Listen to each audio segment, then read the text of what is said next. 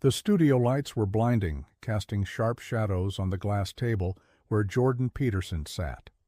Across from him was Nathan Carter, a well-known progressive journalist with a reputation for dismantling his guests with surgical precision.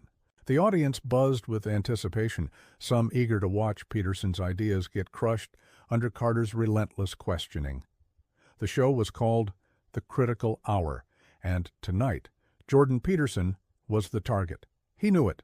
The air in the room was thick, not with intellectual curiosity, but with the tension of a carefully orchestrated ambush. Cameras whirred, capturing every shift in expression, every hesitation. The game had begun, and Carter was the first to make his move. "Dr. Peterson," Carter started, adjusting his glasses with a calculated air of confidence, "you've built your career on criticizing progressive policies and promoting individual responsibility.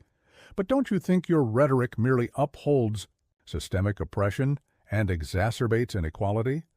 There was a ripple of movement in the audience. Carter's words weren't just a question. They were a loaded statement, a carefully laid trap meant to put Peterson on the defensive. But Jordan didn't flinch. Instead, he leaned forward slightly, hands clasped, his expression one of quiet amusement. He tilted his head just a fraction, and smiled. "That depends," he said, letting the words hang in the air. "Do you want the truth or just a convenient answer?" The room went silent. Carter's eyebrows twitched ever so slightly, but before he could reply, Peterson continued. "Nathan."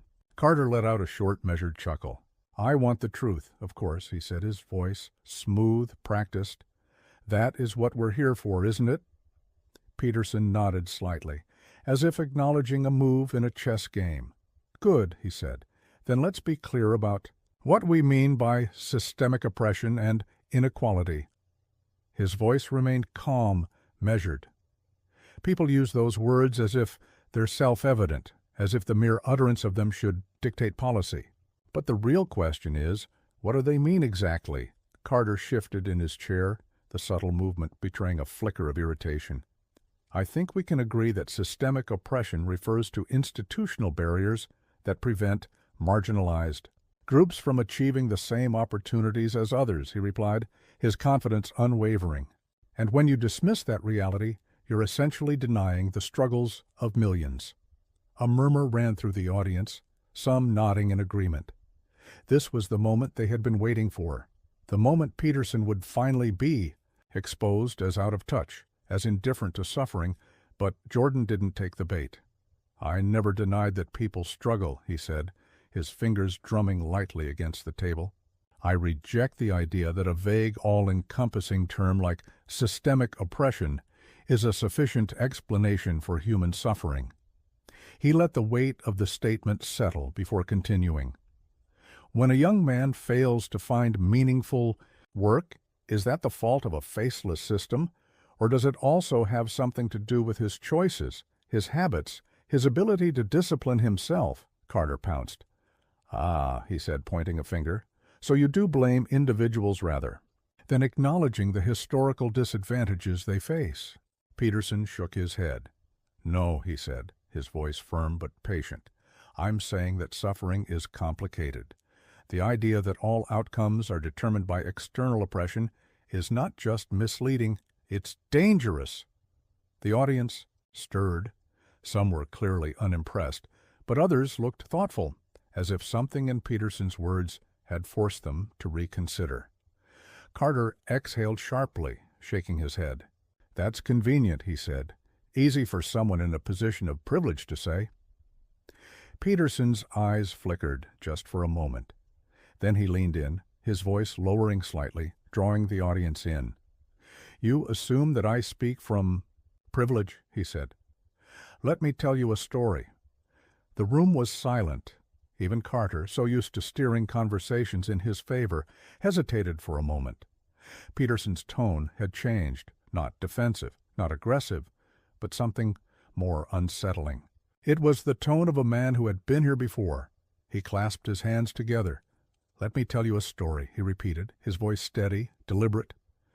"Years ago I worked as a clinical psychologist.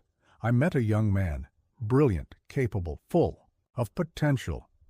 But he believed the world was stacked against him. He saw everything through the lens of oppression. Every failure wasn't his fault. It was the system. It was society. It was everyone but him. Peterson let the words settle. The audience was listening now, not just watching, not just waiting for the next counterpoint. They were listening. And do you know what happened to him? Peterson continued, his voice quieter now, forcing the audience to lean in. He grew resentful. He rejected responsibility. He turned to bitterness, convinced that fighting the system was his only path forward. And do you know where that led him? Carter shifted in his chair again. He didn't answer. Peterson exhaled. He destroyed himself, slowly, piece by piece. Not because society oppressed him, but because he handed over his agency. He let himself become a victim. And once you see yourself as a victim of everything, you lose the ability to change anything. The tension in the room was different. Now, it wasn't just a debate anymore. It was something real. Carter forced a smile, but his confidence had taken a hit. "That's an anecdote," he said, his voice lacking its earlier sharpness. "That doesn't disprove systemic oppression." Peterson tilted his head slightly. "I never said oppression doesn't exist. But what I am saying is that the ideology you're promoting, the idea that individuals are powerless in the face of society, is deeply destructive." He gestured toward the audience. "You tell people they are victims, and they will act like victims. You strip them of responsibility, and you strip them of the only thing that can save them." Carter opened his mouth to respond, but no words came. The audience was shifting now. Some were nodding, others whispering to each other. The energy in the room had changed. Peterson leaned back, his point made. "So tell me," he said, looking Carter directly in the eye, "which is the more empowering message? That people are at the mercy of forces beyond their control? Or that despite suffering, despite unfairness, despite hardship, people can rise above it?" Carter didn't answer. Because, for the first time, he didn't have one. Nathan Carter shifted in his chair. His silence was deafening. The audience was no longer murmuring. They were holding their breath, waiting for what would come next. Peterson let the moment stretch, his gaze unwavering. Then, finally, he spoke. "I've spent years studying human behavior, Mr. Carter. I've seen what happens when people surrender. To victimhood, they become bitter, resentful, and in many cases dangerous, not just to themselves but to others. And the worst part?" He shook his head slightly. "They don't even realize it's happening." Carter regained his composure, forcing a smirk. "So what, Dr. Peterson? You're saying that if someone is struggling, it's their fault?" His tone was sharp, an attempt to regain control. Peterson's eyes flickered with something, understanding, perhaps even pity. "No," he said, his voice steady. "I'm saying that if someone is struggling, it's their responsibility." A stunned silence. "You see," Peterson continued, "it's far easier to tell people that the world is against them. It's a comforting lie. But responsibility?" He exhaled. "That's terrifying, because responsibility means that you have to act, you have to change.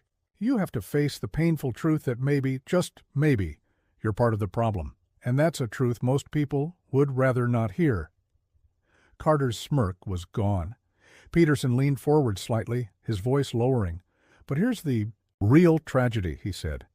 "When you convince people they have no control, you steal from them. You rob them of their ability to fight, to grow, to become stronger. You tell them they are broken beyond repair." He let the words settle. "And that is the real oppression." A pause. Then, slowly, the audience began to shift. Some nodded. Some sat in stunned silence. But others were visibly moved. Carter tried one last time. "That's a dangerous message, Dr. Peterson," he said, though his voice lacked its earlier authority. "Not everyone has the luxury of just taking responsibility." Peterson's lips pressed together, almost as if he had been expecting that very response. "Luxury," he repeated. "Taking responsibility isn't a luxury, Mr. Carter. It's a necessity. It's the only thing standing between order and chaos, meaning and despair. He let out a slow breath, then finished. And the people who have suffered the most, they know this better than anyone. Silence, and then applause. The applause started slowly, one person, then another. Within seconds, it spread across the room. Like a wave, some clapped in quiet contemplation, others with the force of someone who had just heard something they could never forget. Nathan Carter sat motionless, his fingers lightly gripping the table. His usual sharp-witted responses had deserted him. He glanced toward the control room, where the producers were likely debating whether to cut to a commercial break. But even they hesitated. Jordan Peterson didn't move. He let the applause die. Down naturally, his eyes scanning the audience. Some faces were conflicted, others looked transformed. He had seen this before. Resistance, followed by an uncomfortable, undeniable realization. And now it was time for his final words. He leaned slightly forward, just enough to draw the room back into focus. His voice, when it came, was not triumphant. It was steady, certain. "You asked me earlier what I think about systemic oppression," he said, his tone measured, deliberate. "I think it exists. I think life is unfair. I think suffering is real." He let those words linger, the weight of them pressing down on the room. "But I also think that the only thing worse than suffering is believing that nothing you do can change it." Nathan Carter's jaw tensed, but he said nothing. Peterson straightened his posture. "You want to empower people?" he asked, directing his words not just at Carter, but at the audience, at the cameras, at whoever was watching from the other side of the screen. "Then don't tell them they're victims. Don't tell them they're powerless. Don't tell them they need permission to take control of their lives." He paused, then delivered his final blow. "Because the moment you convince someone that they are helpless, you've already won, and they've already lost." The silence that followed was not uncomfortable. It was profound. Nathan Carter blinked, as if searching for a response, but the fight had left him. He looked down briefly at his notes. Bullet. Points, counter-arguments, the strategies he had prepared, none of them mattered now. The camera zoomed in on Peterson's face as he reached for his water glass, taking a slow sip before placing it back down. "Now," he said, his voice lighter, almost casual, "if you'll excuse me, I have students to teach." And with that, he stood. The room remained still as he walked off set, his presence still lingering, even as he disappeared from view. The producers, the audience, even Carter, no one knew quite what to say, because no one had expected this. The credits began rolling, the network scrambling to regain control of the broadcast. But the damage, or perhaps the revelation, had already been done. People would be talking about this moment for years, and for many, life would never be the same again.